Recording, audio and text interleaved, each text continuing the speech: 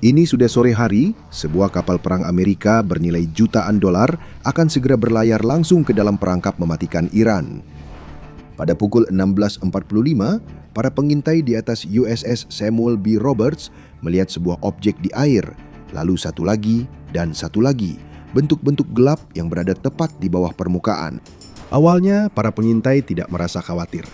Mereka mengira objek-objek itu hanyalah sekelompok lumba-lumba yang berenang di ombak sekitar kapal. Namun saat kapal perang semakin mendekat, kebenaran yang mengerikan pun terungkap. Itu bukan lumba-lumba, melainkan ranjau. Kapal itu telah memasuki ladang ranjau, dan dalam hitungan menit, ancaman tersembunyi itu akan memicu serangkaian peristiwa yang akan mengarah pada pertempuran laut terbesar Amerika Serikat sejak Perang Dunia II. Komandan Paul Reen, kapten kapal, menerima kabar tersebut dari pos pengamatnya dan segera mengambil alih situasi. Dia mengambil interkom dan membuat pengumuman kepada para awak kapal. Saya pikir kita berada di ladang ranjau. Saya ingin kalian semua pergi ke pos siaga tempur masing-masing. Tapi naiklah ke bagian di atas geladak utama. Saya yakin kita bisa keluar dari sini. Komandan Reen memerintahkan jurumudi untuk mundur keluar dari ladang ranjau dengan kecepatan minimal. Dia berharap bisa mundur persis di jalur yang sama saat mereka masuk ke area itu dan melarikan diri. Para pelaut yang tidak terluka bergegas ke pos mereka dan seluruh kru menahan napas. Mereka tahu setiap gerakan, setiap belokan, dan setiap penyesuaian kecil adalah perbedaan antara bertahan hidup dan bencana. Detik demi detik berlalu, lalu menit-menit pun ikut berjalan. Untuk sesaat tampaknya Roberts akan berhasil lolos. Lalu, sekitar pukul 17.10, bencana pun terjadi. Sebuah ranjau kontak Sadaf 02 meledak tepat di bawah kapal. Sebuah lubang sepanjang 15 kaki tercipta menembus lambung kapal. Lunas kapal, yang merupakan tulang punggung struktural kapal, hancur total. Air laut membanjiri ruang mesin. Di atas anjungan, gelombang kejut melempar Komandan Reen melintasi dek. Kaki kirinya patah saat terbentur. Situasi langsung menjadi tidak terkendali. Air yang mengalir deras mencabut mesin turbin gas raksasa dari dudukannya. Benturannya menghancurkan mesin penting lainnya. Kapal kehilangan daya, lampu padam, dan ruang-ruang bawah tenggelam dalam kegelapan total. Asap beracun dari kebakaran memenuhi udara. Ketika sebuah kapal perang mengalami kerusakan yang sangat parah seperti ini, biasanya hanya ada satu hasil. Kapal itu terbelah dua dan tenggelam ke dasar laut yang gelap. Komandan Reen menolak membiarkan hal itu terjadi. Krunya sudah terus-menerus memikirkan kemungkinan mimpi buruk persis seperti ini. Mereka telah menghabiskan waktu berlatih dan siap menghadapi kemungkinan terburuk, jelas Reen kemudian. Mentalitas seperti itulah. Kami berlatih, melakukan simulasi, dan terus berlatih serta melakukan simulasi lagi sampai kru yakin bahwa kami bisa melakukan segalanya lebih cepat dan lebih baik daripada siapapun. Jadi alih-alih meninggalkan kapal mereka, kru justru berjuang untuk menyelamatkannya. Tim pengendali kerusakan langsung bergerak. Mereka menutup ruang-ruang yang kebanjiran dan memadamkan api. Satu tim yang terdiri dari teknisi sonar, tukang kapal, juru masak, operator radio, dan kelasi bekerja sama untuk memasang sistem tenaga darurat. Hanya dalam 22 menit. Sementara pelaut lain merangkak melalui lorong-lorong yang dipenuhi asap, membawa peralatan dan menyelamatkan rekan-rekan yang terluka. Semua ini berlangsung selama 7 jam yang melelahkan. Komandan Reen diberi pilihan untuk meninggalkan kapal, tetapi selalu menolak. Dan pada akhirnya, melawan segala rintangan, para kru berhasil mengendalikan kekacauan itu. Mereka menstabilkan kapal, memadamkan api, dan menghentikan banjir agar tidak menyebar lebih jauh.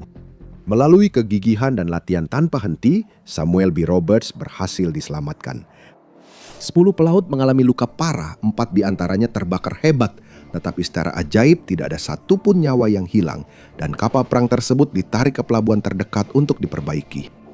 Para awak berhasil menyelamatkan kapal, tapi bagaimana kapal perang Amerika tercanggih bisa terjebak di dalam ladang ranjau mematikan? Perang brutal antara Iran dan Irak telah memasuki tahun ke-7. Kedua negara itu dengan putus asa berusaha saling memutus pasokan sumber daya dan mulai menyerang kapal dagang tak bersenjata yang berlayar melalui Selat Hormuz secara agresif. Amerika Serikat turun tangan mengatur operasi Earnest Will. Itu adalah salah satu operasi konvoi angkatan laut terbesar di abad ke-20. Puluhan kapal perang Amerika yang dipersenjatai berat termasuk Samuel B. Roberts dikerahkan. Misi mereka adalah mengawal kapal tanker minyak Q-80 dengan aman melewati baku tembak. 1 hari setelah Roberts terkena, penyelam Angkatan Laut kembali ke lokasi kejadian dan berhasil mengangkat beberapa ranjau dari air untuk diperiksa. Setelah memeriksa nomor seri ranjau tersebut, menjadi sangat jelas siapa yang menanamnya. Iran buktinya tidak terbantahkan dan Amerika akan segera melancarkan respons terbatas yang presisi. AS sudah pernah menangkap Iran menanam ranjau di Teluk sebelum kejadian itu dan memperingatkan pemerintah negara itu yang dipimpin oleh pemimpin tertinggi Ruhollah Khomeini bahwa setiap upaya lebih lanjut untuk mengganggu pelayaran di wilayah tersebut akan berakibat pada respons militer. Iran sama sekali mengabaikan peringatan tersebut. Bagi Presiden Ronald Reagan, ini adalah batas kesabarannya. Ia mengizinkan serangan militer balasan segera terhadap target-target Iran. Amerika menginginkan balas dendam. Para komandan S menyusun rencana pertempuran, target diidentifikasi, tujuan ditetapkan, dan kelompok aksi permukaan atau SAG dikumpulkan. Operasi Praying Mantis pun lahir. Yang tersisa hanyalah menarik pelatuknya. Fajar menyingsing pada 18 April. Dengan pasukan AS Serikat sudah di posisi, Iran sama sekali tidak tahu apa yang akan terjadi. 3 SAG menerima misi khusus. Setiap kelompok terdiri dari kapal serbu amfibi dan 2 kapal pengawal berat. Tugas Sheikh Bravo adalah menyerang dan menghancurkan anjungan minyak Sasan dan Rakas yang keduanya telah digunakan sebagai pangkalan militer. Sheikh Charlie bertugas menghancurkan anjungan minyak Siri milik Garda Revolusi Iran. Misi Delta bahkan lebih mematikan. Mereka harus memburu dan menghancurkan kapal perang Iran sebagai balasan atas insiden Samuel B. Roberts. Target utama mereka adalah fregat kelas Sam, Sahan, dan Sabalan. Kedua kapal ini telah menimbulkan kekacauan di seluruh teluk, menyerang kapal-kapal netral bahkan setelah awaknya menyerah. Keduanya dianggap sebagai target prioritas di sisi lain Selat Hormuz, di wilayah yang relatif aman di Teluk Oman. Di sana menunggu gugus tempur Foxtrot yang terdiri dari kapal induk USS Enterprise dan kapal-kapal pengawalnya. Misi Foxtrot adalah tetap berada di luar zona konflik, siap memberikan dukungan udara. Semua bidak kini sudah dipapan dan permainan pun resmi dimulai. Sekitar pukul 8 pagi, jet tempur A-6 Intruder dan F-14 Tomcat lepas landas dari dek kapal induk. Mereka terbang ke udara untuk memburu fregat Iran. Pesawat serang ringan LTVA-7 Corsair II tetap siaga di dek dan pesawat peringatan dini udara E-2 Hawkeye juga sedang bersiap. Sheikh Bravo mendekati target pertamanya, anjungan minyak Sasan. Sheikh ini terdiri dari 2 kapal perusak, USS Merrill dan USS Lynn McCormick, bersama dengan kapal angkut amfibi USS Trenton. Saat mereka mendekati platform, Amerika Serikat mengeluarkan peringatan terakhir. Kapten James Perkins menyiarkan dari Merrill dalam bahasa Inggris, Arab, dan Farsi. Pesannya sangat tegas, Sasan akan segera diserang dan setiap pekerja Iran di anjungan itu memiliki waktu 20 menit untuk mengevakuasi diri. Beberapa melarikan diri dengan kapal tunda, sementara yang lain memilih tetap di tempat mereka, bersembunyi dan bersiap untuk bertempur. Saat batas waktu habis, Sheikh Bravo melancarkan serangan habis-habisan di atas anjungan minyak itu. Kapal perusak Amerika mulai menembak, menargetkan struktur tersebut dengan meriam Angkatan Laut 5 inci. Peluru-peluru awal meledak di udara, menjauh dari anjungan. Itu adalah kesempatan terakhir untuk menyerah. Orang-orang Iran menolak. Mereka mengarahkan meriam anti pesawat 23 mm laras ganda mereka ke kapal perang. Mereka melepaskan tembakan. Itu adalah kesalahan fatal. Senjata mereka tidak sebanding dengan kapal perusak Angkatan Laut Amerika Serikat. Banyak peluru yang ditembakkan bahkan tidak mencapai sasaran. Kapal Merrill dengan mudah menghancurkan senjata Iran, sementara helikopter AH-1 Cobra Marinir mendekati platform tersebut, menembakkan rudal tow untuk menghancurkan sisa perlawanan. Sisa-sisa pasukan Iran menyadari mereka tidak punya peluang untuk bertahan hidup dan meminta gencatan senjata. Salah satu kapal tunda kembali ke struktur yang masih berasap untuk mengevakuasi anggota Garda Revolusi. Setelah anjungan minyak dipastikan kosong dari manusia, satu regu marinir turun cepat dengan tali ke struktur tersebut, mengumpulkan intelijen dan memasang 1.200 pon bahan peledak C4. Beberapa menit kemudian, pos terdepan Iran itu meledak menjadi bola api yang bisa terlihat dari jarak bermil-mil. Satu target berhasil dihancurkan sepenuhnya, tapi armada Amerika belum selesai. Pada saat yang sama, Sheikh Charlie melancarkan serangan identik ke anjungan minyak Siri. Di sana, Komandan Sak memberikan peringatan 20 menit yang sama persis, evakuasi atau hadapi kematian yang pasti. Rencananya sederhana, kapal perusak akan menghancurkan pertahanan kilang dengan tembakan berat sebelum mengirim tim Navy SEAL untuk menghabisi sasaran. 25 menit setelah memberikan peringatan, kapal perusak mulai menembak. USS Bagley dan USS Wainwright meluncurkan rentetan peluru 5 inci dan tembakan 76 mm ke arah kilang. Sekali lagi, Garda Revolusi memutuskan untuk membalas tembakan menggunakan senjata anti pesawat yang bahkan tidak mampu menjangkau kapal perang Amerika, apalagi menimbulkan kerusakan pada kapal-kapal itu.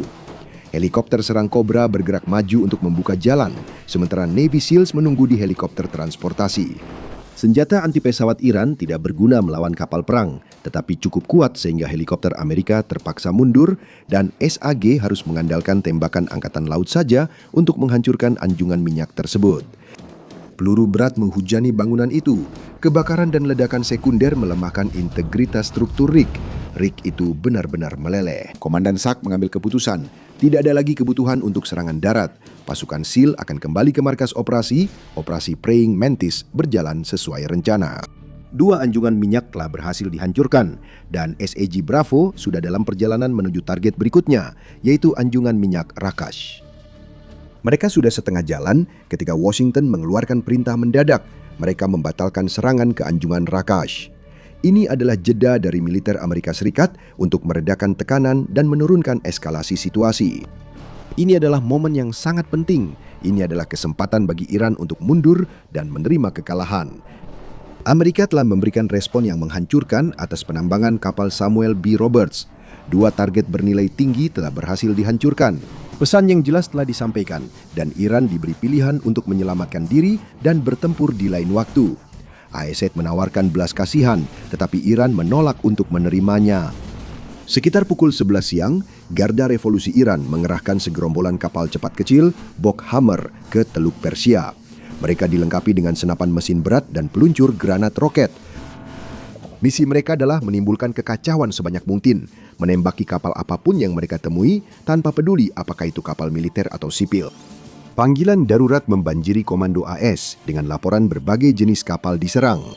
Kapal cepat itu membidik sebuah rig minyak Panama dan kapal tanker Inggris. Sebuah kapal suplai AS Serikat juga diserang oleh Bok Hammers. Waktu untuk meredakan situasi sudah berakhir. AS tidak bisa membiarkan Iran terus menyerang kapal dagang yang tidak bersalah. Washington tidak lagi menahan diri. Para komandan segera mengerahkan jet serang A-6 Intruder. Pesawat serang subsonik segala cuaca ini memburu kapal cepat tersebut, menjatuhkan bom tandan Rockeye di sekitar mereka. Salah satu kapal tenggelam, sementara yang lain rusak. Para penyintas berpencar menuju Pulau Abu Musa yang dikuasai Iran. Sebuah serangan peringatan yang terarah baru saja berubah menjadi perang laut besar-besaran. Lalu radar menyala, sebuah kapal Iran bergerak langsung menuju armada Amerika. Itu adalah kapal patroli Josan. Sekitar tengah hari, Josan mendekat terlalu dekat ke grup Charlie. Di atas kapal USS Wainwright, Kapten James Chandler mengamati layar radarnya. Dia tahu persis apa yang bisa dilakukan kapal musuh ini. Laporan intelijen memastikan Josan adalah satu-satunya kapal di Angkatan Laut Iran yang dilengkapi dengan rudal anti kapal Harpoon.